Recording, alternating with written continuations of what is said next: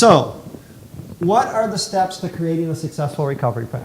There's basically these 8 different steps here, okay?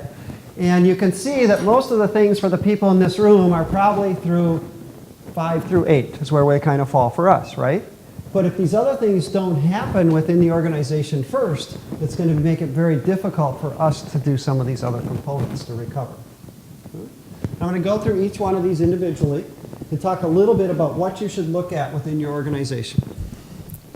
So the first one, criticality analysis of the services being provided. How many of you in this room know what the #1 service your business or organization provides that should be recovered first? Okay, a few people? Okay, it's always an interesting discussion, right? Because sometimes it's whoever screams the loudest on the executive team that determines what's the most critical. That's not really how you want to do it, okay? There has to be some factual basis behind it. So you have to really start even by looking at the services and functions that you provide as an organization, and then which of those are the most critical, and then what applications support those functions, okay? Those are the 3 steps to find out what it is. Now what we do happens after this is done, right? Because now if I know the critical applications, I can know what servers are supporting it, what storage is supporting it, what network is supporting it, where is it located in the data center, what do I have to have redundant to a second data center, how much power do I need to bring up? Maybe only 40% is all we need, so how much power do I need in that second data center, how much cooling, how much capacity? It all rolls down to us in the end, right? But you've got to go through these steps first. Okay. So, defining the requirements for the business to recover. Hopefully you're not like that picture over there, okay? Hopefully there's something here to look at. So what are key drivers? Anybody in here public sector?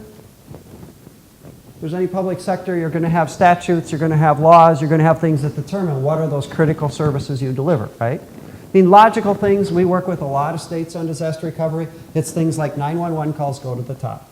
Amber Alert goes to the top. State police floats to the top, right? I mean, it's pretty logical within most public sector entities. But you need to look at those state statutes. Regulatory and compliance, okay?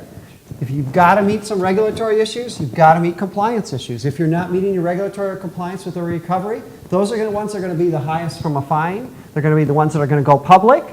They're the ones that are going to hurt your reputation of the business. They're the ones that are maybe going to stop the organization, okay? Business requirements. What are the top products or services that you're providing? And can they be done manually or not? Okay? That's something to think about.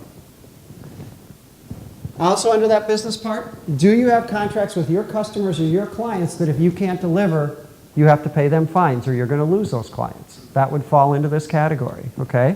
So a lot of your companies probably have those types of contracts with your customers.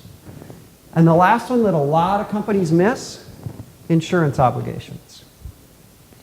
Go back and read your insurance policies.